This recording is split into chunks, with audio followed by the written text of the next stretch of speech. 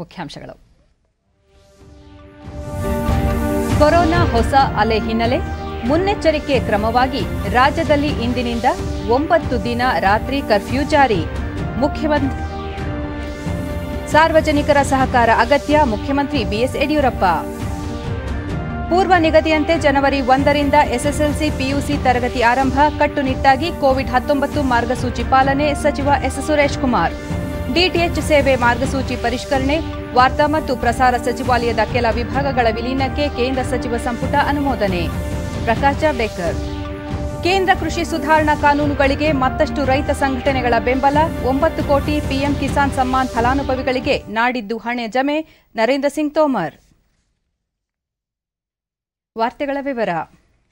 ಬ್ರಿಟನ್ನಲ್ಲಿ ಕೊರೋನಾದ ಹೊಸ ಅಲೆ ಕಾಣಿಸಿಕೊಂಡಿರುವ ಹಿನ್ನೆಲೆಯಲ್ಲಿ ರಾಜ್ಯದಲ್ಲೂ ಕಟ್ಟೆಚ್ಚರ ವಹಿಸಲಾಗಿದೆ. ಇಂದಿನಿಂದ 9 ದಿನಗಳ ಕಾಲ ರಾತ್ರಿ ಕರ್ಫ್ಯೂ ಜಾರಿಗೊಳಿಸಲಾಗಿದೆ. ಬೆಂಗಳೂರಿನಲ್ಲಿಂದು ಮುಖ್ಯಮಂತ್ರಿ ಬಿಎಸ್ ಯಡಿಯೂರಪ್ಪ ಸುದ್ದಿಗಾರರೊಂದಿಗೆ ರಾಜ್ಯಾದ್ಯಂತ ರಾತ್ರಿ 10 ಗಂಟೆಯಿಂದ ಬೆಳಗ್ಗೆ 6 ಗಂಟೆಯವರೆಗೆ ನಿಷೇಧಾಜ್ಞೆ ಜಾರಿಗೊಳಿಸಲಾಗಿದೆ. ಕೋವಿಡ್-19 ನಿಯಂತ್ರಣಕ್ಕೆ ಸಾರ್ವಜನಿಕರು ಎಲ್ಲ ರೀತಿಯ ಸಹಕಾರ ನೀಡಬೇಕು ಎಂದಿದ್ದಾರೆ. ವಿದೇಶದಿಂದ ಆಗಮಿಸಿರುವ ಪ್ರತಿಯೊಬ್ಬರಿಗೂ ಕೋವಿಡ್ ಸೋಂಕು ಪರೀಕ್ಷೆ ಕಡ್ಡಾಯವಾಗಿದ್ದು, ಪ್ರಯಾಣ ಸಂದರ್ಭದಲ್ಲಿ ಪ್ರಮಾಣ ಪತ್ರವನ್ನು ಹೊಂದುವುದು ಕಡ್ಡಾಯವಾಗಿದೆ. ಅಗತ್ಯ ಸೇವೆಗಳು ಹೊರತುಪಡಿಸಿ ಇತರೆ ವ್ಯಾಪಾರ ವಹಿವಾಟುಗಳಿಗೆ ನಿರ್ಬಂಧ ವಿಧಿಸಲಾಗಿದೆ. ಜನವರಿ 2ರ ಬೆಳಗ್ಗೆ 6 ಗಂಟೆವರೆಗೆ ಈ ನಿಷೇಧಾಜ್ಞೆ ರಾಜ್ಯಾದ್ಯಂತ ಜಾರಿಯಲ್ಲಿರುತ್ತದೆ ಎಂದು ಮುಖ್ಯಮಂತ್ರಿ ತಿಳಿಸಿದ್ದಾರೆ.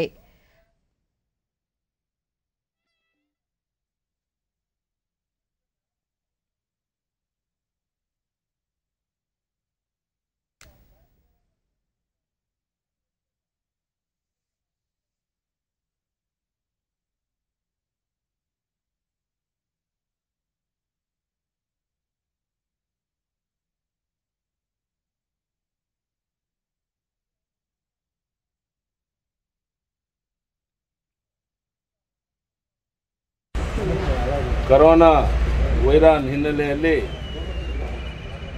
ಇವತ್ತು ರಾತ್ರಿ 10 ಗಂಟೆಯಿಂದ ಬೆಳಗ್ಗೆ 6 ಗಂಟೆವರೆಗೆ ಕರ್ಫ್ಯೂ ಹಾಕಲಾಗಿದೆ. ಇದು ಜನವರಿ 2ರ ಬೆಳಗ್ಗೆ 6 ಗಂಟೆವರೆಗೆ ಇರುತ್ತೆ. ಅಂದರೆ ಸುಮಾರು 9 ದಿವಸ ಕಾಲ ಕರ್ಫ್ಯೂ ಇರುತ್ತೆ.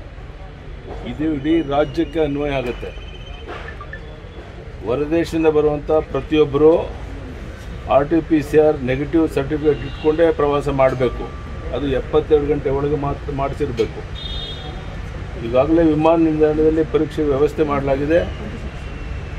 ವಿಮಾನ ನಿಲ್ದಾಣದಲ್ಲಿ ಆರೋಗ್ಯ ಸಿಬ್ಬಂದಿ ಈಗಾಗಲೇ ನಿಯೋಜನೆ ಮಾಡಿದ್ದೇವೆ. ಯಾರೊಬ್ಬರು ಸಹ ಚೆಕ್ ಮಾಡದೇ ಇಲ್ಲಿ ಹೊರಗಡೆ ಬರದ ರೀತಿ ನೋಡಿಕೊಂಡಿದ್ದೇವೆ. In view of the new strain of COVID-19 virus and as per the advice of Government of India and Technical Advisory Committee, it is decided to impose night curfew from today till 2nd January 2021 between 10 p.m. to 6 a.m. I request all public to cooperate to prevent and contain new COVID-19 strain. Thank you. ಧನ್ಯವಾದ. ಹೊರ ದೇಶದಿಂದ ಬರುವ ಪ್ರಯಾಣಿಕರಿಗಾಗಿ ವಿಮಾನ ನಿಲ್ದಾಣದಲ್ಲಿಯೇ ಪರೀಕ್ಷಾ ವ್ಯವಸ್ಥೆ ಕಲ್ಪಿಸಲಾಗಿದೆ ಎಂದಿದ್ದಾರೆ. ಜನವರಿ 1ರಿಂದ SSLC ಮತ್ತು ದ್ವಿತೀಯ ಪಿಯುಸಿ ತರಗತಿಗಳು ನಿಗದಿಯಂತೆ ಆರಂಭವಾಗಲಿದ್ದು, ಮುಂದಿನ 3-4 ದಿನಗಳಲ್ಲಿ ಪರಿಸ್ಥಿತಿಯನ್ನು ಸಮಗ್ರವಾಗಿ ಅವಲೋಕಿಸಿ ಅಗತ್ಯ ಕಂಡು ಬಂದಲ್ಲಿ ಪರಿಸ್ಥಿತಿಗೆ ಅನುಗುಣವಾಗಿ ಸೂಕ್ತ ತೀರ್ಮಾನ ತೆಗೆದುಕೊಳ್ಳಲಾಗುವುದು ಎಂದು ಯಡಿಯೂರಪ್ಪ ಹೇಳಿದರು.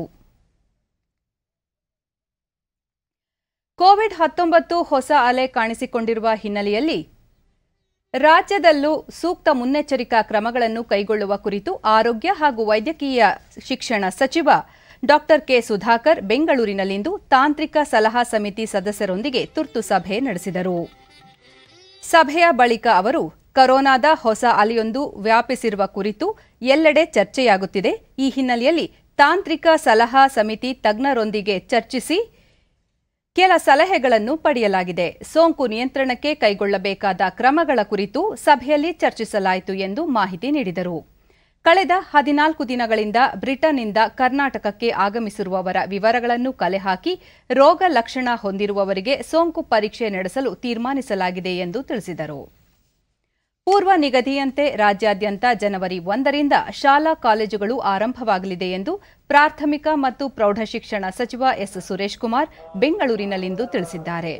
ತರಗತಿಗಳನ್ನು ಆರಂಭಿಸುವ ಬಗ್ಗೆ ರಾಜ್ಯದ ಎಲ್ಲ ಜಿಲ್ಲಾ ಪಂಚಾಯಿತಿಗಳ ಮುಖ್ಯ ಕಾರ್ಯನಿರ್ವಹಣಾಧಿಕಾರಿಗಳೊಂದಿಗೆ ಇಂದು ಸಭೆ ನಡೆಸಲಾಗಿದೆ. ಜೊತೆಗೆ ತಜ್ಞರ ಮಾಹಿತಿ ಆಧಾರದ ಮೇಲೆ ಎಸ್ಎಸ್ಎಲ್ಸಿ ಮತ್ತು ಪಿಯುಸಿ ತರಗತಿಗಳನ್ನು ಆರಂಭಿಸಲು ನಿರ್ಧಾರ ಕೈಗೊಳ್ಳಲಾಗಿದೆ ಎಂದು ತಿಳಿಸಿದರು. ತರಗತಿ ಆರಂಭದ ವೇಳೆ ಕೋವಿಡ್-19 ಮಾರ್ಗಸೂಚಿಗಳನ್ನು ಕಟ್ಟುನಿಟ್ಟಾಗಿ ಅನುಸರಿಸಲು ಸೂಚಿಸಲಾಗಿದೆ. ಕೊರೋನಾ 2ನೇ ಅಲೆಯ ಬಗ್ಗೆ ಪರಾಮರ್ಶಿಸಿ ಕೂಲಂಕುಷವಾಗಿ ಪರಿಶೀಲಿಸಿ ಅಗತ್ಯ ಕ್ರಮ ಕೈಗೊಳ್ಳಲಾಗುತ್ತದೆ. ಕೇಂದ್ರ ಆರೋಗ್ಯ ಸಚಿವರು ಸಹ ಆತಂಕ ಪಡುವ ಅಗತ್ಯವಿಲ್ಲ ಎಂದು ಎಲ್ಲ ರಾಜ್ಯಗಳಿಗೆ ಸೂಚಿಸಿದ್ದಾರೆ.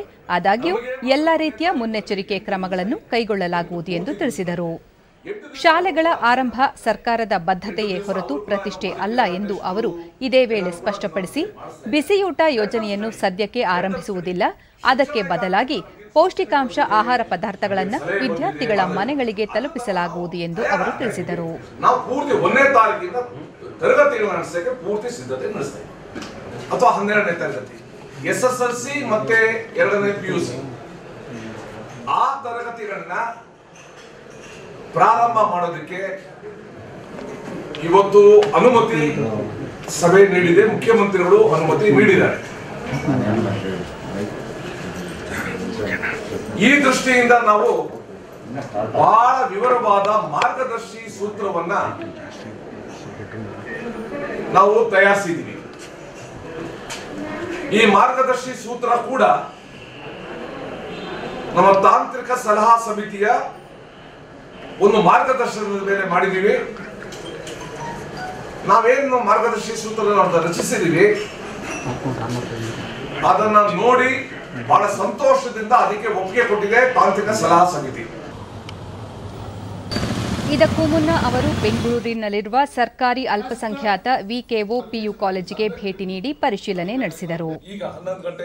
ಶಾಲೆಗಳು ಸ್ಥಗಿತಗೊಂಡ ಪರಿಣಾಮ ಗ್ರಾಮಾಂತರ ಪ್ರದೇಶದಲ್ಲಿ ವಿದ್ಯಾರ್ಥಿಗಳು ಬಾಲಕಾರ್ಮಿಕರಾಗುತ್ತಿದ್ದು, ಹಾಗೆಯೇ ಬಾಲ್ಯ ವಿವಾಹ ಹೆಚ್ಚಳವಾಗುತ್ತಿದೆ. ಇದನ್ನು ಮನಗಂಡು ಶಾಲೆಗಳನ್ನು ಪುನರಾರಂಭಿಸುತ್ತಿದ್ದೇವೆ. 6, 7, 8ನೇ ತರಗತಿಯ ವಿದ್ಯಾರ್ಥಿಗಳಿಗೆ ವಿದ್ಯಾಗಮವನ್ನು ಜನವರಿಯಿಂದಲೇ ಆರಂಭಿಸಲಾಗುತ್ತಿದೆ ಎಂದು ಸುರೇಶ್ ಕುಮಾರ್ ತಿಳಿಸಿದರು. ಈ ತರಗತಿಗಳ ಮಕ್ಕಳಿಗೆ ನಾವು ವಿದ್ಯಾಗಮ ಅಂತ ಒಂದು ಪ್ರಾರಂಭ ಮಾಡ್ತಾ ಇದೀವಿ. ಗೊತ್ತಲ್ಲ ನಿಮ್ಗೆ? ಅಂದ್ರೆ ಅವ್ರಿಗೆ ಕ್ಲಾಸ್ ಮಾಡೋದಿಲ್ಲ. ಇಷ್ಟೊಂದು ದೊಡ್ಡ ಆವರಣ ಇರುವಾಗ ಅಲ್ಲಲ್ಲೇ ಸಣ್ಣ ಸಣ್ಣ ತಂಡನ ಸೇರಿಸಿ ಅವ್ರಿಗೆ ಆಕ್ಟಿವಿಟೀಸ್ ಕೊಟ್ಟು ಅವರ ಲರ್ನಿಂಗ್ ಪ್ರೋಸೆಸ್ ಏನಿದೆ ಅದು ಬ್ರೇಕ್ ಆಗಬಾರ್ದು. ಲರ್ನಿಂಗ್ ಪ್ರೋಸೆಸ್ ಕಂಟಿನ್ಯೂ ಆಗಬೇಕು. ಇದನ್ನು ಕೂಡ ನಾವು ಮಾಡ್ತಾ ಇದ್ದೀವಿ ಜನವರಿ 1ನೇ ತಾರೀಕಿಂದ. ಡಿಟಿಎಚ್ ಸೇವೆಯ ಮಾರ್ಗಸೂಚಿಯಲ್ಲಿ ಬದಲಾವಣೆ ತರಲು ಕೇಂದ್ರ ಸಚಿವ ಸಂಪುಟ ಅನುಮೋದನೆ ನೀಡಿದೆ. ಪ್ರಧಾನಿ ನರೇಂದ್ರ ಮೋದಿ ಅಧ್ಯಕ್ಷತೆಯಲ್ಲಿ ನಡೆದ ಸಂಪುಟ ಸಭೆಯ ನಂತರ ಈ ವಿಷಯ ತಿಳಿಸಿದ ಕೇಂದ್ರ ವಾರ್ತಾ ಮತ್ತು ಪ್ರಸಾರ ಖಾತೆ ಸಚಿವ ಪ್ರಕಾಶ್ ಜಾವಡೇಕರ್, ಡಿಟಿಎಚ್ ಪರವಾನಗಿ ಅವಧಿಯನ್ನು 20 ವರ್ಷಗಳಿಗೆ ವಿಸ್ತರಿಸಲಾಗಿದ್ದು, ಪರವಾನಗಿ ಶುಲ್ಕವನ್ನು ಪ್ರತಿ 3 ತಿಂಗಳಿಗೊಮ್ಮೆ ಸಂಗ್ರಹಿಸಲಾಗುವುದು. ಡಿಟಿಎಚ್ ಸೇವೆ ಒದಗಿಸುವವರಿಗೆ ಸೂಕ್ತ ಮೂಲಸೌಕರ್ಯ ಒದಗಿಸಲಾಗುವುದು ಎಂದು ಮಾಹಿತಿ ನೀಡಿದರು. ಕೇಂದ್ರ ವಾರ್ತಾ ಮತ್ತು ಪ್ರಸಾರ ಸಚಿವಾಲಯದ ಚಲನಚಿತ್ರ ವಿಭಾಗ, ಚಲನಚಿತ್ರೋತ್ಸವ ನಿರ್ದೇಶನಾಲಯ, ರಾಷ್ಟ್ರೀಯ ಚಲನಚಿತ್ರಗಳ ಭಂಡಾರ, ಮಕ್ಕಳ ಚಲನಚಿತ್ರ ಸೊಸೈಟಿಯನ್ನು ರಾಷ್ಟ್ರೀಯ ಚಲನಚಿತ್ರ ಅಭಿವೃದ್ಧಿ ನಿಗಮದೊಂದಿಗೆ ವಿಲೀನಗೊಳಿಸಲು ತೀರ್ಮಾನಿಸಲಾಗಿದೆ ಎಂದರು. कोर्ट बार-बार आदेश देता था. उससे संरक्षण देने के लिए 2011 में ರಾಜ್ಯ ಯೋಜನಾ ಇಲಾಖೆ ಸಿದ್ಧಪಡಿಸಿರುವ ಸುಸ್ಥಿರ ಅಭಿವೃದ್ಧಿಯ ಮುನ್ನೋಟ 2030 ಕ್ರಿಯಾ ಯೋಜನೆಯನ್ನು ಮುಖ್ಯಮಂತ್ರಿ ಬಿಎಸ್ ಯಡಿಯೂರಪ್ಪ ಬೆಂಗಳೂರಿನಲ್ಲಿಂದು ಬಿಡುಗಡೆ ಮಾಡಿದರು. ಈ ವೇಳೆ ಯೋಜನಾ ಆಯೋಗದ ಉಪಾಧ್ಯಕ್ಷ ಬಿಜೆ ಪುಟ್ಟಸ್ವಾಮಿ, ಮುಖ್ಯ ಕಾರ್ಯದರ್ಶಿ ಟಿಎಂ ವಿಜಯಭಾಸ್ಕರ್, ಹೆಚ್ಚುವರಿ ಮುಖ್ಯ ಕಾರ್ಯದರ್ಶಿಗಳಾದ ಟಿ ರವಿಕುಮಾರ್, ನಂದಿತಾ ಶರ್ಮಾ ಮತ್ತಿತರರು ಉಪಸ್ಥಿತರಿದ್ದರು. ಕೇಂದ್ರ ಸರ್ಕಾರದ ನೀತಿ ಆಯೋಗದವರು ಈ ವೇಳೆ ಮುಖ್ಯಮಂತ್ರಿ ಸುಸ್ಥಿರ ಅಭಿವೃದ್ಧಿಯ ಕ್ರಿಯಾ ಯೋಜನೆಯನ್ನು ಪರಿಣಾಮಕಾರಿಯಾಗಿ ಅನುಷ್ಠಾನಗೊಳಿಸಲು ಮುಂದಿನ ಬಜೆಟ್ನಲ್ಲಿ ಅಗತ್ಯ ಅನುದಾನ ಒದಗಿಸಲಾಗುವುದು ಎಂದರು. ರಾಜ್ಯದ ಎಲ್ಲ ಜಿಲ್ಲೆಯಲ್ಲಿ ಉತ್ತಮ ಜೀವನೋಪಾಯ, ಸ್ವಚ್ಛ ಪರಿಸರ, ಉತ್ತಮ ಆರೋಗ್ಯ, ಗುಣಮಟ್ಟದ ಶಿಕ್ಷಣ, ಪೌಷ್ಟಿಕ ಆಹಾರ ಸೇರಿದಂತೆ ಇತ್ಯಾದಿ ಗುರಿಗಳನ್ನು ತಲುಪಲು ಈ ಕ್ರಿಯಾ ಯೋಜನೆಯನ್ನು ಸಿದ್ಧಪಡಿಸಲಾಗಿದೆ ಎಂದರು. ವಿಶ್ವಸಂಸ್ಥೆ ನೀಡಿರುವ ಸುಸ್ಥಿರ ಅಭಿವೃದ್ಧಿ 17 ಗುರಿ ಸಾಧನೆಯಲ್ಲಿ ಕರ್ನಾಟಕ ದೇಶದಲ್ಲೇ 6ನೇ ಸ್ಥಾನದಲ್ಲಿದ್ದು ಇದನ್ನು ಇನ್ನಷ್ಟು ಉತ್ತಮಗೊಳಿಸುವಂತೆ ಅಧಿಕಾರಿಗಳಿಗೆ ಸೂಚನೆ ನೀಡಿದರು. ಸುಸ್ಥಿರ ಅಭಿವೃದ್ಧಿಗಳ ಮುನ್ನೋಟ 2030ರ ಕಾರ್ಯತಂತ್ರ ಮತ್ತು ಕ್ರಿಯಾ ಯೋಜನೆ ಮುಂದಿನ 10 ವರ್ಷಗಳಲ್ಲಿ ರಾಜ್ಯವನ್ನು ಸುಸ್ಥಿರ ಮತ್ತು ಅಭಿವೃದ್ಧಿ ಪಥದಲ್ಲಿ ಮುನ್ನಡೆಯಲು ಅಗತ್ಯವಾದ ಮಾರ್ಗಸೂಚಿಗಳನ್ನು ಒಳಗೊಂಡಿದೆ. ಇದನ್ನು ಅನುಷ್ಠಾನಕ್ಕೆ ತರುವ ಅಗತ್ಯವಿದೆ ಎಂದು ಅವರು ಹೇಳಿದರು. ಶ್ರಮಿಸಿರುವ ಎಲ್ಲ ಇಲಾಖೆ ಹಿರಿಯ ಅಧಿಕಾರಿಗಳು ಸಿಬ್ಬಂದಿಗಳು ಮತ್ತು ತಜ್ಞರನ್ನು ನಾನು ಅಭಿನಂದಿಸ್ತೇನೆ. ವಿಶೇಷವಾಗಿ ಯೋಜನಾ ಕಾರ್ಯಕ್ರಮ ಸಂಯೋಜನಾ ಹಾಗೂ ಸಾಂಸ್ಥಿಕ ಇಲಾಖೆ ಅಧಿಕಾರಿಗಳ ಶ್ರಮ ಮೆಚ್ಚತಕ್ಕಂಥದ್ದು. 2030ರ ವೇಳೆಗೆ ಕರ್ನಾಟಕ ರಾಜ್ಯ ಸುಸ್ಥಿರ ಅಭಿವೃದ್ಧಿ ಗುರಿಯನ್ನು ಹೇಗೆ ಸಾಧಿಸಬೇಕು ಎಂಬುದಕ್ಕೆ ಕ್ರಿಯಾಯೋಜನೆ ದಿಕ್ಸೂಚಿಯಾಗಿದೆ. ಹೆಚ್ಚು ಸುಧಾರಣೆ ಅಗತ್ಯವಿರುವ ಪ್ರದೇಶ ಮತ್ತು ಕಾರ್ಯಕ್ರಮಕ್ಕೆ ಬಜೆಟ್ನಲ್ಲಿ ಅಗತ್ಯ ಅನುದಾನ ಒದಗಿಸಲು ಕ್ರಮ ಕೈಗೊಳ್ಳಲಾಗಿದೆ. ಈ ಕ್ರಿಯಾಯೋಜನೆ ನಾಡಿನ ಎಲ್ಲ ಹಂತದ ಜನಸಮುದಾಯಕ್ಕೆ ವಿಶೇಷವಾಗಿ ವಿದ್ಯಾರ್ಥಿ ಯುವಜನರಿಗೆ ತಲುಪುವಂತೆ ಮಾಡಿಕೊಳ್ಳಬಹುದಾಗಿದೆ. ವಿಶ್ವಸಂಸ್ಥೆ ಮತ್ತು ನೀತಿ ಆಯೋಗದ ನಿಗದಿಪಡಿಸಿರುವ ಗುರಿಯನ್ನು ತಲುಪಲು ಪೂರಕ ಕಾರ್ಯತಂತ್ರ ರೂಪಿಸಿ ಅನುಷ್ಠಾನ. ಇಂದು ರಾಷ್ಟ್ರೀಯ ರೈತ ದಿನ. ರೈತ ದೇಶದ ಬೆನ್ನೆಲುಬು ಎಂದೇ ಹೇಳಲಾಗುತ್ತದೆ. ಭಾರತದ ಮಾಜಿ ಪ್ರಧಾನಿ ದಿವಂಗತ ಚೌಧರಿ ಚರಣ್ ಸಿಂಗ್ ಅವರು ತಮ್ಮ ಅಧಿಕಾರಾವಧಿಯಲ್ಲಿ ಕೃಷಿ ಹಾಗೂ ಕೃಷಿಕನ ಕಲ್ಯಾಣಕ್ಕಾಗಿ ಹಲವಾರು ಸುಧಾರಣಾ ಕ್ರಮಗಳನ್ನು ಜಾರಿಗೊಳಿಸಿದ್ದರು. ಅಂತೆಯೇ ಇಂದು ಅವರ ಜನ್ಮದಿನವನ್ನು ದೇಶಾದ್ಯಂತ ರಾಷ್ಟ್ರೀಯ ರೈತ ದಿನವನ್ನಾಗಿ ಆಚರಿಸಲಾಗುತ್ತಿದೆ. ದೇಶಕ್ಕೆ ಅನ್ನ ನೀಡುವ ರೈತ ಬಂಧುಗಳನ್ನು ಗೌರವಿಸುವ ಈ ದಿನದ ಅಂಗವಾಗಿ ಅನೇಕ ಕಾರ್ಯಕ್ರಮಗಳನ್ನು ಆಯೋಜಿಸುವ ಮೂಲಕ ಕೃಷಿಕರ ಕೊಡುಗೆಯನ್ನು ಸ್ಮರಿಸಲಾಗುತ್ತದೆ.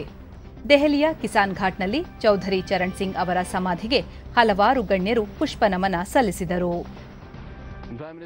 ಸಂಸತ್ತಿನ ಸೆಂಟ್ರಲ್ ಹಾಲ್ನಲ್ಲಿ ಸಂಸದೀಯ ವ್ಯವಹಾರಗಳ ಸಚಿವ ಪ್ರಹ್ಲಾದ್ ಜೋಶಿ ಸೇರಿದಂತೆ ಅನೇಕ ಗಣ್ಯರು ಗೌರವ ಸಮರ್ಪಿಸಿದರು. ರೈತ ದಿನದ ಅಂಗವಾಗಿ ಅನೇಕ ಗಣ್ಯರು ದೇಶದ ಅನ್ನದಾತನಿಗೆ ಶುಭ ಕೋರಿದ್ದಾರೆ. ಉಪರಾಷ್ಟ್ರಪತಿ ಎಂ ವೆಂಕಯ್ಯ ನಾಯ್ಡು ದೇಶದ ಮಾಜಿ ಪ್ರಧಾನಿ ದಿವಂಗತ ಚೌಧರಿ ಚರಣ್ ಸಿಂಗ್ ಅವರ ಜಯಂತಿಯ ಈ ದಿನವನ್ನು ರೈತ ದಿನವನ್ನಾಗಿ ಆಚರಿಸಲಾಗುತ್ತಿದೆ. ರೈತರ ಕಲ್ಯಾಣಕ್ಕಾಗಿ ಚರಣ್ ಸಿಂಗ್ ಮಹತ್ವದ ಕಾರ್ಯ ಮಾಡಿದ್ದು ದೇಶದ ಅನ್ನದಾತನಿಗೆ ಗೌರವ ನಮನ ಸಲ್ಲಿಸುತ್ತೇನೆ ಎಂದು ಟ್ವೀಟ್ನಲ್ಲಿ ತಿಳಿಸಿದ್ದಾರೆ. ಪ್ರಧಾನಿ ನರೇಂದ್ರ ಮೋದಿ ತಮ್ಮ ಟ್ವೀಟ್ ಸಂದೇಶದಲ್ಲಿ ಮಾಜಿ ಪ್ರಧಾನಿ ಚೌಧರಿ ಚರಣ್ ಸಿಂಗ್ ಅವರು ಸದಾ ಸ್ಮರಣೀಯ, ತಮ್ಮ ಜೀವನದುದ್ದಕ್ಕೂ ಹಳ್ಳಿಗಳು ಮತ್ತು ರೈತರ ಅಭಿವೃದ್ಧಿಗೆ ಶ್ರದ್ಧೆ ಹೊಂದಿದ್ದರು ಎಂದು ಹೇಳಿದ್ದಾರೆ. ಮುಖ್ಯಮಂತ್ರಿ ಬಿಎಸ್ ಯಡಿಯೂರಪ್ಪ ದೇಶದ ಕೃಷಿಕರ ಸಮಸ್ಯೆಗಳಿಗೆ ದನಿಯಾದ ಮಾಜಿ ಪ್ರಧಾನಿ ದಿವಂಗತ ಚೌಧರಿ ಚರಣ್ ಸಿಂಗ್ ಅವರ ಜನ್ಮದಿನದಂದು ಎಲ್ಲ ರೈತ ಬಾಂಧವರಿಗೆ ರಾಷ್ಟ್ರೀಯ ರೈತ ದಿನದ ಶುಭಕಾಮನೆಗಳು. ಕೃಷಿ ಪ್ರಧಾನವಾದ ನಮ್ಮ ದೇಶದ ಹಿತ ಅನ್ನದಾತನ ಹಿತದಲ್ಲೇ ಅಡಗಿದೆ ಎಂದು ತಮ್ಮ ಟ್ವೀಟ್ ಸಂದೇಶದಲ್ಲಿ ತಿಳಿಸಿದ್ದಾರೆ. ಕೃಷಿ ಸಚಿವ ಬಿಸಿ ಪಾಟೀಲ್ ನಾಡಿನ ರೈತರಿಗೆ ರೈತ ದಿನದ ಶುಭಾಶಯಗಳು. ಭೂತಾಯಿಯ ಚೊಚ್ಚಲ ಮಗ, ನಿಸ್ವಾರ್ಥ ಶ್ರಮಿಕ ರೈತ ಕುಲಕೋಟಿಗೆ ವಂದನೆಗಳು ಎಂದು ಟ್ವೀಟ್ ಮಾಡಿದ್ದಾರೆ. ಉತ್ತರ ಪ್ರದೇಶ ಮತ್ತು ದೆಹಲಿಯ ಕೆಲ ರೈತ ಸಂಘಟನೆಗಳ ಪ್ರತಿನಿಧಿಗಳು ಕೇಂದ್ರದ ಕೃಷಿ ಸುಧಾರಣಾ ಮಸೂದೆಗಳನ್ನು ಬೆಂಬಲಿಸಿ ಕೇಂದ್ರ ಕೃಷಿ ಸಚಿವ ನರೇಂದ್ರ ಸಿಂಗ್ ತೋಮರ್ ಅವರಿಗೆ ಬೆಂಬಲಿತ ಪತ್ರ ನೀಡಿದ್ದಾರೆ. साथ ही खिलाफ भी उन्होंने दिए। इसके अलावा बैठक के दौरान प्रतिनिधिमंडल ने केंद्रीय कृषि मंत्री नरेंद्र सिंह तोमर को ज्ञापन भी ಸುದ್ದಿಗೋಷ್ಠಿಯಲ್ಲಿ ಸಚಿವ ನರೇಂದ್ರ ಸಿಂಗ್ ತೋಮರ್ ರೈತ ಸಂಘಟನೆಗಳು ಸುಧಾರಣಾ ಕ್ರಮಗಳಿಗೆ ಬೆಂಬಲ ಸೂಚಿಸಿದ್ದು ಯಾವುದೇ ಕಾರಣಕ್ಕೂ ಸರ್ಕಾರ ತನ್ನ ನಿಲುವಿನಿಂದ ಹಿಂದೆ ಸರಿಯಬಾರದು ಎಂದು ಮನವಿ ಮಾಡಿದ್ದಾರೆ ಎಂದರು. ಇಂದು ರೈತ ದಿನವಾಗಿದ್ದು ಕೇಂದ್ರ ಸರ್ಕಾರ ಸಂಪೂರ್ಣವಾಗಿ ಕೃಷಿಕರ ಪರವಾಗಿದೆ. ವ್ಯವಸಾಯ ವಲಯದಲ್ಲಿ ಹಲವಾರು ಬದಲಾವಣೆಗಳನ್ನು ತಂದಿದ್ದು ಕಿಸಾನ್ ಕ್ರೆಡಿಟ್ ಕಾರ್ಡ್ ಮೂಲಕ ಸಾಲ ಸೌಲಭ್ಯ ಹೆಚ್ಚಿಸಲಾಗಿದೆ. ಕೃಷಿ ಸಂಬಂಧಿತ ಎಲ್ಲಾ ವಲಯಗಳಿಗೂ ನೆರವು ನೀಡಲಾಗುತ್ತಿದ್ದು ರೈತರ ಆದಾಯ ದ್ವಿಗುಣಗೊಳಿಸಿ ಕೃಷಿಕರನ್ನು ಸ್ವಾವಲಂಬಿಯನ್ನಾಗಿ ಮಾಡುವುದು ಸರ್ಕಾರದ ಗುರಿಯಾಗಿದೆ ಎಂದು ನರೇಂದ್ರ ಸಿಂಗ್ ತೋಮರ್ ಹೇಳಿದರು. ನಾಡಿದ್ದು ಮಾಜಿ ಪ್ರಧಾನಿ ಅಟಲ್ ಬಿಹಾರಿ ವಾಜಪೇಯಿ ಅವರ ಜನ್ಮದಿನವಾಗಿದ್ದು ಈ ದಿನವನ್ನು ಉತ್ತಮ ಆಡಳಿತ ದಿನವನ್ನಾಗಿ ಆಚರಿಸಲಾಗುತ್ತದೆ. ಅಂದು ಪ್ರಧಾನಿ ನರೇಂದ್ರ ಮೋದಿ ಅವರು 9 ಕೋಟಿ ರೈತರಿಗೆ ಪಿಎಂ ಕಿಸಾನ್ ನಿಧಿ ಯೋಜನೆಯಡಿ 18,000 ಕೋಟಿ ರೂಪಾಯಿ ನೆರವನ್ನು ನೇರವಾಗಿ ವರ್ಗಾವಣೆ ಮಾಡಲಿದ್ದಾರೆ. ಇದೇ ಸಂದರ್ಭದಲ್ಲಿ 6 ರಾಜ್ಯಗಳ ರೈತ ಮುಖಂಡರೊಂದಿಗೆ ಪ್ರಧಾನಿಯವರು ಕೇಂದ್ರದ ವಿವಿಧ ಕೃಷಿ ಕಾರ್ಯಕ್ರಮಗಳ ಕುರಿತು ಸಂವಾದ ನಡೆಸಲಿದ್ದಾರೆ ಎಂದರು. ಈವರೆಗೆ ದೇಶದ 3 ಲಕ್ಷಕ್ಕೂ ಹೆಚ್ಚು ರೈತರು ಕೇಂದ್ರದ ಕೃಷಿ ಕಾನೂನುಗಳನ್ನು ಬೆಂಬಲಿಸಿರುವ ಮನವಿ ಪತ್ರಗಳನ್ನು ನೀಡಿದ್ದಾರೆ ಎಂದು ಅವರು ತಿಳಿಸಿದರು. कृषि के क्षेत्र में काम करने वाले विद्वान भिन्न भिन्न स्तरों पर खेती अग्रणी अवस्था में आए।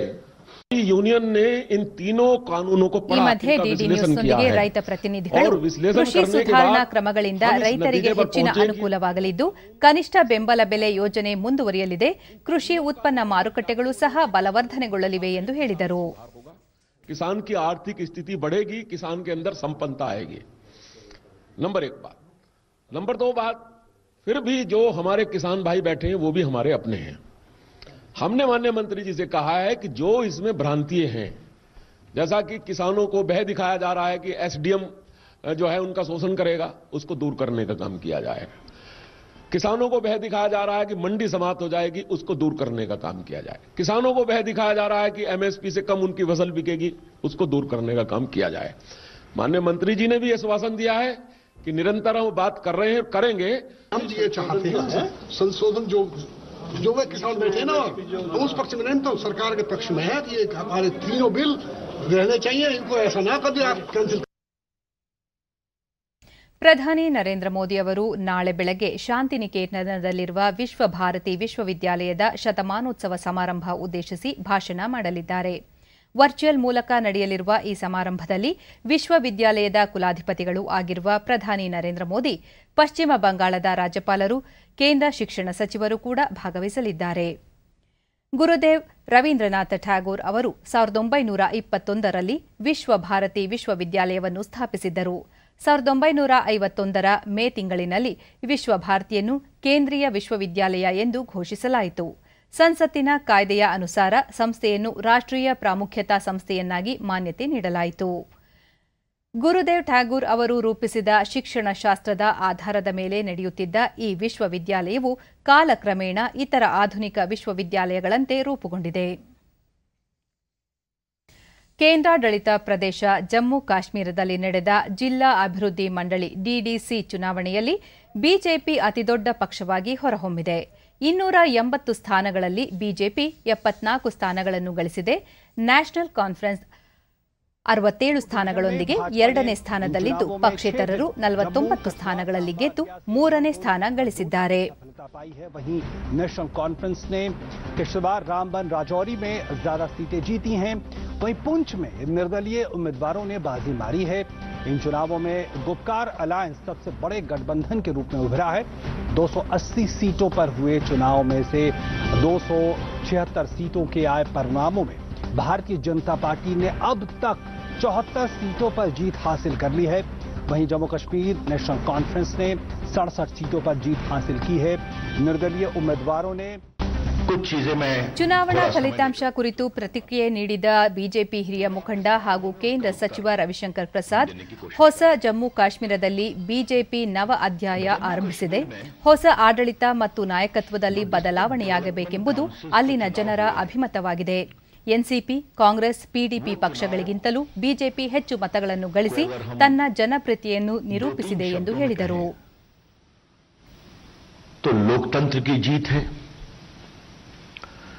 जम्मू कश्मीर के अवाम की जीत है. ಹಿರಿಯ ಮುಖಂಡ ಶಾ ನವಾಜ್ ಹುಸೇನ್ ಪ್ರತಿಕ್ರಿಯಿಸಿ, ಇದು ಅಭಿವೃದ್ಧಿಗೆ ಸಂದ ಜಯವಾಗಿದ್ದು ಜಮ್ಮು ಕಾಶ್ಮೀರದ ಅಭಿವೃದ್ಧಿಯೇ ಬಿಜೆಪಿಯ ಗುರಿಯಾಗಿದೆ ಎಂದರು. नरेंद्र मोदी जी का कमिटमेंट है कि जम्मू कश्मीर को तरक्की के रास्ते पर ले जाएंगे.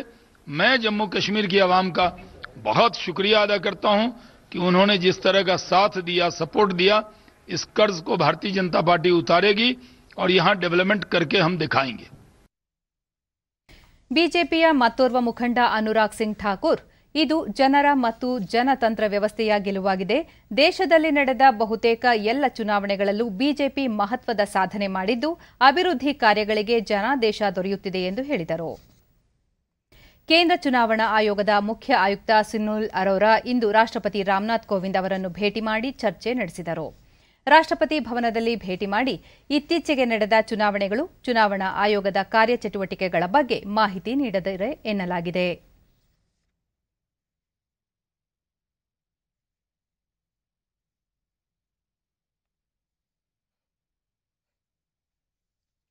ಕೋವಿಡ್-19 ಸೋಂಕು ನಿಯಂತ್ರಣ ಉದ್ದೇಶದಿಂದ ನೀಡಲಾಗುತ್ತಿರುವ ಲಸಿಕೆಯನ್ನು ಆದ್ಯತೆ ಆಧಾರದ ಮೇಲೆ ವಿತರಿಸಲು ಕೇಂದ್ರ ಸರ್ಕಾರ ಕಾರ್ಯಯೋಜನೆ ರೂಪಿಸಿದೆ.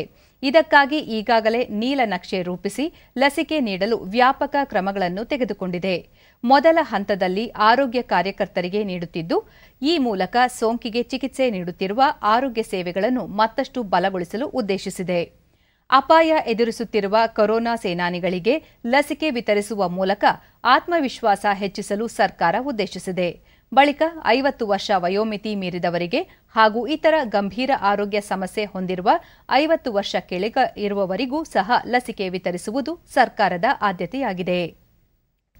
60 ವರ್ಷ ವಯೋಮಾನ ದಾಟಿದವರಿಗೆ ಎರಡನೇ ಹಂತದಲ್ಲಿ ಮೊದಲ ಆದ್ಯತೆ ಎಂದು ಪರಿಗಣಿಸಿ ಲಸಿಕೆ ನೀಡುತ್ತಿದ್ದು, ಈ ಮೂಲಕ ಮರಣ ದರವನ್ನು ಇನ್ನಷ್ಟು ತಗ್ಗಿಸುವುದು ಸರ್ಕಾರದ ಗುರಿಯಾಗಿದೆ. ದೇಶದಲ್ಲಿ ಕೋವಿಡ್-19 ಸೋಂಕು ಪ್ರಕರಣಗಳ ಸಂಖ್ಯೆಯಲ್ಲಿ ಗಣನೀಯ ಇಳಿಕೆ ಕಂಡುಬಂದಿದ್ದು, ಸಕ್ರಿಯ ಪ್ರಕರಣಗಳ ಸಂಖ್ಯೆ 3 ಲಕ್ಷದಿಂದ ಕೆಳಗಿಳಿದಿದೆ. ಸೆಪ್ಟೆಂಬರ್ ಮಧ್ಯಭಾಗದಲ್ಲಿ 9,68,000ಕ್ಕೂ ಅಧಿಕ ಪ್ರಮಾಣದಲ್ಲಿದ್ದ ಸಕ್ರಿಯ ಪ್ರಕರಣಗಳ ಸಂಖ್ಯೆಯಲ್ಲಿ ಇಳಿಕೆಯಾಗಿದೆ. ದೇಶದಲ್ಲಿ ಒಟ್ಟು 2,89,240 ಸಕ್ರಿಯ ಪ್ರಕರಣಗಳಿದ್ದು, ಈ ಪ್ರಮಾಣ ಶೇಕಡಾ 2.86ಕ್ಕೆ ತಗ್ಗಿದೆ. ಕಳೆದ 24 ಗಂಟೆಗಳಲ್ಲಿ 23,950 ಕೊರೋನಾ ಪ್ರಕರಣಗಳು ದೃಢಪಟ್ಟಿವೆ. ಇದರೊಂದಿಗೆ ಕೋವಿಡ್-19 ಸೋಂಕಿತ ಪ್ರಕರಣಗಳ ಒಟ್ಟು ಸಂಖ್ಯೆ 1,99,066ಕ್ಕೆ ಏರಿಕೆಯಾಗಿದೆ. ಒಟ್ಟು 96,63,382 ಮಂದಿ ಗುಣಮುಖರಾಗಿದ್ದು, ಚೇತರಿಕೆ ದರ ಶೇಕಡಾ 95.69ರಲ್ಲಿದೆ. ದೇಶದಲ್ಲಿ ಈವರೆಗೆ 1,46,444 ಮಂದಿ ಸಾವನ್ನಪ್ಪಿದ್ದು, ಮರಣ ಪ್ರಮಾಣ ಶೇಕಡಾ 1.45ರಷ್ಟಿದೆ. ಕೊರೋನಾ ವೈರಸ್ನ ಹೊಸ ಸೋಂಕು ಪತ್ತೆಯಾಗಿರುವ ಬ್ರಿಟನ್ನಲ್ಲಿ ನಿನ್ನೆ ಹೆಚ್ಚು ಪ್ರಕರಣಗಳು ವರದಿಯಾಗಿವೆ. ಅಧಿಕೃತ ಅಂಕಿಅಂಶಗಳ ಪ್ರಕಾರ ಒಂದೇ ದಿನ 36,804 ಪ್ರಕರಣಗಳು ಪತ್ತೆಯಾಗಿದ್ದು, 691 ಮಂದಿ ಸಾವಿಗೀಡಾಗಿದ್ದಾರೆ. ಪ್ರಧಾನಿ ಬೋರಿಸ್ ಜಾನ್ಸನ್ ಹಾಗೂ ಅವರ ವೈಜ್ಞಾನಿಕ ಸಲಹೆಗಾರರು ಈಗಾಗಲೇ ಈ ಕುರಿತು ಮಾಹಿತಿ ನೀಡಿದ್ದು, ಈ ಹೊಸ ಸೋಂಕು ಶೇಕಡಾ 70ರಷ್ಟು ಹೆಚ್ಚು ವೇಗವಾಗಿ ಹರಡುತ್ತಿದೆ. ಆದರೆ ಇದು ಹೆಚ್ಚು ಅಪಾಯಕಾರಿ ಮತ್ತು ಗಂಭೀರ ಆರೋಗ್ಯ ಸಮಸ್ಯೆಗಳನ್ನು ಉಂಟು ಮಾಡುವುದಿಲ್ಲ ಎಂದು ಹೇಳಿದ್ದರು. ಕ್ರಿಸ್ಮಸ್ಗೆ ಸಜ್ಜಾಗುತ್ತಿರುವ ಬ್ರಿಟನ್ನಲ್ಲಿ ಇದೀಗ ವ್ಯಾಪಕ ಮುನ್ನೆಚ್ಚರಿಕೆ ಕೈಗೊಳ್ಳಲಾಗಿದೆ. ಈ ಸಂಬಂಧ ನಿರ್ದಿಷ್ಟವಾಗಿ ಲಂಡನ್ ಹಾಗೂ ಆಗ್ನೇಯ ಲಂಡನ್ ಭಾಗದಲ್ಲಿ ನಿಯಂತ್ರಣ ಕ್ರಮಗಳನ್ನು ಬಿಗಿಗೊಳಿಸಲಾಗಿದೆ. ಗೃಹ ಕಾರ್ಯದರ್ಶಿ ಪ್ರೀತಿ ಪಟೇಲ್ ಮಾಹಿತಿ ನೀಡಿ, ಕ್ರಿಸ್ಮಸ್ ಸಂದರ್ಭದಲ್ಲಿ ಸೋಂಕು ನಿಯಂತ್ರಣ ಕ್ರಮಗಳನ್ನು ಉತ್ತೇಜಿಸಲು ಈಗಾಗಲೇ ಹಲವಾರು ಕ್ರಮಗಳನ್ನು ಕೈಗೊಳ್ಳಲಾಗಿದೆ. ಜನತೆ ಈ ಸಂದರ್ಭದಲ್ಲಿ ಹೆಚ್ಚಿನ ಮುತುವರ್ಜಿ ವಹಿಸಬೇಕು ಎಂದು ಸಲಹೆ ನೀಡಿದ್ದಾರೆ. ಸರ್ಕಾರದ ಮಾರ್ಗಸೂಚಿ ಅನ್ವಯ ಈ ಹಿಂದೆ ಕೂಡ ಕೊರೋನಾ ಸೋಂಕು ನಿಯಂತ್ರಣಕ್ಕಾಗಿ ಚಿಕ್ಕಮಗಳೂರಿನಲ್ಲಿ ಮುಚ್ಚಲಾಗಿದ್ದ ಮೆಟ್ರಿಕ್ ನಂತರದ ಹಾಸ್ಟೆಲ್ಗಳು ಕಳೆದ ನವೆಂಬರ್ನಿಂದ ಪುನರಾರಂಭಗೊಂಡಿವೆ. ಜಿಲ್ಲೆಯ ಅಲ್ಪಸಂಖ್ಯಾತರ ಅಭಿವೃದ್ಧಿ ನಿಗಮ, ಸಮಾಜ ಕಲ್ಯಾಣ ಇಲಾಖೆ ಮತ್ತು ಹಿಂದುಳಿದ ವರ್ಗಗಳ ಅಭಿವೃದ್ಧಿ ಇಲಾಖೆಗಳ ಮೆಟ್ರಿಕ್ ನಂತರದ ವಿದ್ಯಾರ್ಥಿ ನಿಲಯಗಳಲ್ಲಿ ಅಂತಿಮ ವರ್ಷದ ಪದವಿ ಹಾಗೂ ಸ್ನಾತಕೋತ್ತರ ವಿದ್ಯಾರ್ಥಿಗಳಿಗೆ ಮಾತ್ರ ಹಾಸ್ಟೆಲ್ಗಳಲ್ಲಿ ಉಳಿಯಲು ಅವಕಾಶ ಕಲ್ಪಿಸಲಾಗಿದೆ.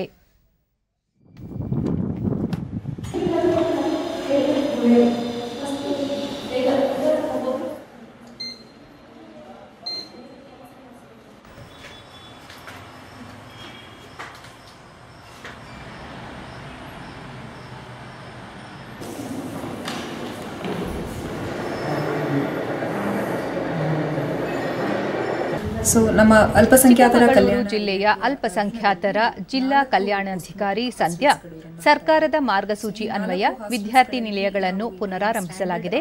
ಸೋಂಕು ತಡೆಗೆ ಸೂಕ್ತ ನಿವಾರಕಗಳನ್ನು ಸಿಂಪಡಿಸಲಾಗುತ್ತಿದ್ದು, ವಿದ್ಯಾರ್ಥಿಗಳಿಗೆ ಹಾಗೂ ಸಿಬ್ಬಂದಿಗೆ ಕೊರೋನಾ ಪರೀಕ್ಷೆ ಕಡ್ಡಾಯ ಮಾಡಿರುವ ಬಗ್ಗೆ ಮಾಹಿತಿ ನೀಡಿದರು.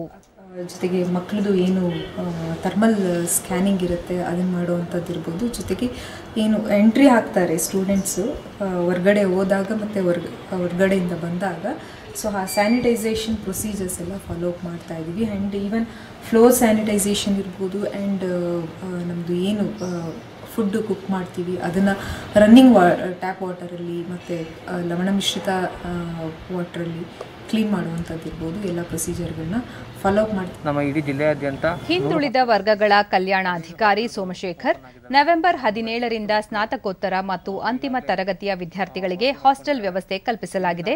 ಸದ್ಯ 15 ಹಾಸ್ಟೆಲ್ಗಳು ಪುನರಾರಂಭಿಸಲಾಗಿದ್ದು ಸರ್ಕಾರದ ಕೋವಿಡ್ ಮಾರ್ಗಸೂಚಿಗಳನ್ನು ಪಾಲಿಸಲಾಗುತ್ತಿದೆ ಎಂದರು. ಮಕ್ಕಳನ್ನು ಮತ್ತೆ ತಗೊಳ್ತಾ ಇದ್ದಾವೆ. ಸರ್ಕಾರದ ಒಂದು SOP ಅಂತ ಕೊಟ್ಟಿದೆ. ಆ SOPನ ಎಲ್ಲ ಕ್ರಮಗಳನ್ನು ಚಾಚು ತಪ್ಪದೆ ನಾವೆಲ್ಲಿ ಪಾಲಿಸ್ತಾ ಇದ್ದೇವೆ. ಹಾಗಾಗಿ ನಮಗೆ ಈಗ ಶುರುವಾಗಿ ಒಂದು ತಿಂಗಳಾದರೂ ಕೂಡ ಇನ್ನು ಯಾವುದೇ ಒಂದು ಕೋವಿಡ್ ಪ್ರಕರಣ ಕೂಡ ನಮ್ಮ ಮಕ್ಕಳಲ್ಲಿ ಕಂಡು ಬಂದಿಲ್ಲ. ಆಫ್ಟರ್ ಕೋವಿಡ್ ಚಿಕ್ಕಮಗಳೂರಿನ ಸುಮುಖ ನಗರದ ವಿದ್ಯಾರ್ಥಿ ನಿಲಯದ ವಾರ್ಡನ್ ಸೌಮ್ಯ ವಿದ್ಯಾರ್ಥಿ ನಿಲಯದಲ್ಲಿ ಸೋಂಕು ತಡೆಗೆ ಕೈಗೊಂಡಿರುವ ಕ್ರಮಗಳ ಕುರಿತು ಮಾಹಿತಿ ನೀಡಿದರು. ನಾವು ಫಸ್ಟ್ ಸ್ಯಾನಿಟೈಸ್ ಮಾಡಿಸಿದ್ವಿ, ಕಂಪ್ಲೀಟ್ ಹಾಸ್ಟೆಲ್ ಎಲ್ಲ ಸ್ಯಾನಿಟೈಸ್ ಮಾಡಿಸಿದ್ದೀವಿ. ಹಾಗೆ ರೂಮ್ಸ್ ಎಲ್ಲ ಕಂಪ್ಲೀಟ್ ಸ್ಯಾನಿಟೈಸ್ ಆಗಿದೆ. ಪ್ರತಿದಿನ ಕೂಡ ರೂಮ್ಸ್ ಎಲ್ಲನೂ ಸೋಡಿಯಂ ಹೈಪೋಕ್ಲೋರೈಡ್, ಲೈಸಾಲ್ ಎಲ್ಲ ಯೂಸ್ ಮಾಡಿ ಕ್ಲೀನ್ ಮಾಡಿಸ್ತಾ ಇರ್ತೀವಿ. ಆ್ಯಂಡ್ ಸ್ಟೂಡೆಂಟ್ಸ್ಗೆ ಬಿಸಿ ನೀರಿನ ವ್ಯವಸ್ಥೆಯನ್ನು ಮಾಡಿದ್ದೀವಿ, ಕುಡಿಲಿಕ್ಕೆ ಹಾಗೂ ಸ್ನಾನಕ್ಕೆ. ಹಾಗೆ ಪ್ರತಿ ಸ್ಟೂಡೆಂಟ್ಸು ಹಾಸ್ಟೆಲ್ಗೆ ಬಂದ ತಕ್ಷಣ ಅವರಿಗೆ morning and next evening 2 times ಕೂಡ ಥರ್ಮಲ್ ಸ್ಕ್ರೀನರ್ ಯೂಸ್ ಮಾಡಿ ನಾವು ಟೆಸ್ಟನ್ನು ಮಾಡ್ತಿದ್ದೀವಿ. ಅದೇ ರೀತಿ ಅದಕ್ಕೆ ಸಂಬಂಧಪಟ್ಟಂಗೆ ರಿಜಿಸ್ಟರ್ ಕೂಡ ಮೇಂಟೈನ್ ಮಾಡಿದ್ದೀವಿ. ಕೇಂದ್ರ ಸರ್ಕಾರದ ಮಹತ್ವಾಕಾಂಕ್ಷಿ ಯೋಜನೆಗಳಲ್ಲಿ ಒಂದಾದ ಪ್ರಧಾನಮಂತ್ರಿ ಕಿಸಾನ್ ಸಮ್ಮಾನ್ ಯೋಜನೆ ಹಾಸನ ಜಿಲ್ಲೆಯ ಚನ್ನರಾಯಪಟ್ಟಣ ತಾಲೂಕಿನಲ್ಲಿ ಯಶಸ್ವಿಯಾಗಿ ಅನುಷ್ಠಾನಗೊಳ್ಳುತ್ತಿದೆ. ತಾಲೂಕಿನಲ್ಲಿ ಒಟ್ಟಾರೆ ಇದುವರೆಗೂ 57,202 ರೈತರು ಯೋಜನೆಯ ಫಲಾನುಭವಿಗಳಾಗಿದ್ದು ಹೆಚ್ಚಿನ ಕೃಷಿಕರು ತಮ್ಮ ಹೆಸರನ್ನು ನೋಂದಾಯಿಸಿಕೊಳ್ಳುತ್ತಿದ್ದಾರೆ. ಫಲಾನುಭವಿ ಪಲ್ಲವಿ ಹೆಸರು ನೋಂದಣಿ ನಂತರ ಕೇಂದ್ರ ಮತ್ತು ರಾಜ್ಯ ಸರ್ಕಾರದಿಂದ ಒಟ್ಟು 5 ಕಂತುಗಳಲ್ಲಿ ತಮ್ಮ ಖಾತೆಗೆ ಹಣ ಜಮೆಯಾಗಿದೆ. ಇದರಿಂದ ಕೃಷಿ ಚಟುವಟಿಕೆಗಳಿಗೆ ಸಾಕಷ್ಟು ಅನುಕೂಲವಾಗಿದೆ ಎಂದರು. ನಮ್ಮ ಅಕೌಂಟ್ಗೆ ಅಂದರೆ 5 ಒಂದೇ ಒಟ್ಟು ಕೇಂದ್ರ ಸರ್ಕಾರದಿಂದ 3 ಕಂತು ಹಾಗೂ ರಾಜ್ಯ ಸರ್ಕಾರದ 2 ಕಂತುಗಳು ಒಟ್ಟು 10,000 ಹಣ ನಮ್ಮ ಖಾತೆಗೆ ಜಮೆ ಆಗಿದೆ. ಇದರಿಂದ ತುಂಬಾನೇ ಅನುಕೂಲ ಆಗಿದೆ ನಮಗೆ. ಖಾತೆಗಿಂತ ಇದುವರೆಗೂ ಬಂದಿದೆ. ಮತ್ತೊಬ್ಬ ಫಲಾನುಭವಿ ರಂಗಸ್ವಾಮಿ ಚನ್ನಪಟ್ಟಣ ತಾಲೂಕಿನ ಅರಸೋಮನಹಳ್ಳಿಯ 93% ಮಂದಿ ಪ್ರಧಾನಮಂತ್ರಿ ಕಿಸಾನ್ ಸಮ್ಮಾನ್ ಯೋಜನೆ ಫಲಾನುಭವ ಪಡೆದಿದ್ದಾರೆ ಎಂದರು. ಈ PMRY ಯೋಜನೆಯ ದುಡ್ಡು ಬರ್ತಾ ಇದೆ. ಈ 8,000 ರೂಪಾಯಿ ಹಣದಿಂದ ವರ್ಷಕ್ಕೆ 8,000 ರೂಪಾಯಿ ಹಣದಿಂದ ಅವ್ರಿಗೆ ಉತ್ತಮವಾದ ಜೀವನ ನಡೀತಾ ಇದೆ ಅಂತ ನನ್ನ ಅಭಿಪ್ರಾಯ ಸೂಚಿಸ್ತೀನಿ. ಈ 8,000 ರೂಪಾಯಿ PMRY ಹಣದಿಂದ ರೈತರಿಗೆ ತುಂಬ ಅನುಕೂಲವಾಗಿದೆ. ಅದರಿಂದ ಈ ಗ್ರಾಮದ ಪರವಾಗಿ ರೈತರ ಪರವಾಗಿ ನಾವು PMRY ಯೋಜನೆ ಅಭಿವೃದ್ಧಿ ಪರವಾಗಿ ನಾನು ಧನ್ಯವಾದಗಳನ್ನು ಹೊಂದಿಸುತ್ತೇನೆ. PM ಕಿಸಾನ್ ಯೋಜನೆಯಡಿ ನಮ್ಮಲ್ಲಿ ಕೃಷಿ ಅಧಿಕಾರಿ ರಶ್ಮಿ ಆರ್ಥಿಕ ಸಂಕಷ್ಟಕ್ಕೆ ಒಳಗಾದ ರೈತರಿಗೆ ಕಿಸಾನ್ ಸಮ್ಮಾನ್ ಯೋಜನೆ ಸಾಕಷ್ಟು ನೆರವಾಗಿದೆ. ಕೇಂದ್ರದಿಂದ 6,000 ಮತ್ತು ರಾಜ್ಯ ಸರ್ಕಾರದಿಂದ 4,000 ರೂಪಾಯಿಗಳನ್ನು ರೈತರ ಖಾತೆಗೆ ಜಮೆ ಮಾಡಲಾಗುತ್ತಿದೆ ಎಂದು ವಿವರಿಸಿದರು. ಒಟ್ಟಾರೆಯಾಗಿ 10,000 ಇನ್ಕಮ್ ರೈತರ ಫೈನಾನ್ಷಿಯಲ್ ಕಂಡೀಷನ್ ಏನಿದೆ ಅದನ್ನ ಒಂದು ಅವ್ರ ಫೈನಾನ್ಷಿಯಲ್ ಕಂಡೀಷನ್ ಇಂಪ್ರೂವ್ ಮಾಡೋಕ್ಕೋಸ್ಕರ ಕೇಂದ್ರ ಹಾಗೂ ರಾಜ್ಯ ಸರ್ಕಾರ ಜಂಟಿಯಾಗಿ ಇದನ್ನು ಕಾರ್ಯಗತಗೊಳಿಸಿದೆ ಸರ್. ಪ್ರಧಾನಮಂತ್ರಿ ಕೃಷಿ ಸಮ್ಮಾನ ಚನ್ನರಾಯಪಟ್ಟಣದ ಸಹಾಯಕ ಕೃಷಿ ಅಧಿಕಾರಿ ಗುರುಸಿದ್ದಪ್ಪ ತಾಲೂಕಿನಲ್ಲಿ 57,202 ರೈತರು ಪ್ರಧಾನಮಂತ್ರಿ ಕಿಸಾನ್ ಸಮ್ಮಾನ್ ಯೋಜನೆಯಡಿ ಹೆಸರು ನೋಂದಾಯಿಸಿಕೊಂಡಿದ್ದಾರೆ. ಕೇಂದ್ರದಿಂದ 3 ಹಾಗೂ ರಾಜ್ಯದಿಂದ 2 ಕಂತುಗಳಲ್ಲಿ ಒಟ್ಟು 10,000 ರೂಪಾಯಿಗಳನ್ನು ರೈತರ ಖಾತೆಗೆ ಜಮೆ ಮಾಡಲಾಗುತ್ತಿದೆ ಎಂದರು.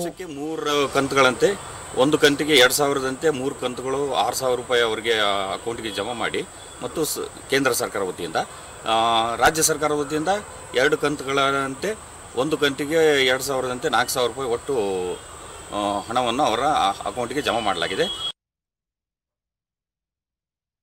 ಕೊನೆಯಲ್ಲಿ ಮತ್ತೊಮ್ಮೆ ಮುಖ್ಯಾಂಶಗಳು. ಕೊರೋನಾ ಹೊಸ ಅಲೆ ಹಿನ್ನೆಲೆ ಮುನ್ನೆಚ್ಚರಿಕೆ ಕ್ರಮವಾಗಿ ರಾಜ್ಯದಲ್ಲಿ ಇಂದಿನಿಂದ 9 ದಿನ ರಾತ್ರಿ ಕರ್ಫ್ಯೂ ಜಾರಿ. ಸಾರ್ವಜನಿಕರ ಸಹಕಾರ ಅಗತ್ಯ. ಮುಖ್ಯಮಂತ್ರಿ ಬಿಎಸ್ ಯಡಿಯೂರಪ್ಪ. ಪೂರ್ವ ನಿಗದಿಯಂತೆ ಜನವರಿ 1ರಿಂದ ಎಸ್ಎಸ್ಎಲ್ಸಿ ಪಿಯುಸಿ ತರಗತಿ ಆರಂಭ. ಕಟ್ಟುನಿಟ್ಟಾಗಿ ಕೋವಿಡ್-19 ಮಾರ್ಗಸೂಚಿ ಪಾಲನೆ. ಸಚಿವ ಎಸ್ ಸುರೇಶ್ ಕುಮಾರ್. ಡಿಟಿಎಚ್ ಸೇವೆ ಮಾರ್ಗಸೂಚಿ ಪರಿಷ್ಕರಣೆ. ವಾರ್ತಾ ಮತ್ತು ಪ್ರಸಾರ ಸಚಿವಾಲಯದ ಕೆಲ ಮಾಧ್ಯಮ ಘಟಕಗಳ ವಿಲೀನಕ್ಕೆ ಕೇಂದ್ರ ಸಚಿವ ಸಂಪುಟ ಅನುಮೋದನೆ. ಪ್ರಕಾಶ್ ಜಾವಡೇಕರ್. ಕೇಂದ್ರ ಕೃಷಿ ಸುಧಾರಣಾ ಕಾನೂನುಗಳಿಗೆ ಮತ್ತಷ್ಟು ರೈತ ಸಂಘಟನೆಗಳ ಬೆಂಬಲ. 9 ಕೋಟಿ ಪಿಎಂ ಕಿಸಾನ್ ಸಮ್ಮಾನ್ ಫಲಾನುಭವಿಗಳಿಗೆ ನಾಡಿದ್ದು ಹಣ ಜಮೆ. ನರೇಂದ್ರ ಸಿಂಗ್ ತೋಮರ್. ವೀಕ್ಷಕರೇ ಗಮನಿಸಿ, ನಮ್ಮ ವಾರ್ತಾ ಪ್ರಸಾರವನ್ನು ನೀವು ಡಿಡಿ ಚಂದನ ನ್ಯೂಸ್ ಯೂಟ್ಯೂಬ್ ಚಾನೆಲ್ನಲ್ಲೂ ವೀಕ್ಷಿಸಬಹುದು. ನಮ್ಮ ಮುಂದಿನ ವಾರ್ತಾ ಪ್ರಸಾರ ಸಂಜೆ 7 ಗಂಟೆಗೆ ಡಿಡಿ ಚಂದನದಲ್ಲಿ. ನಮಸ್ಕಾರ.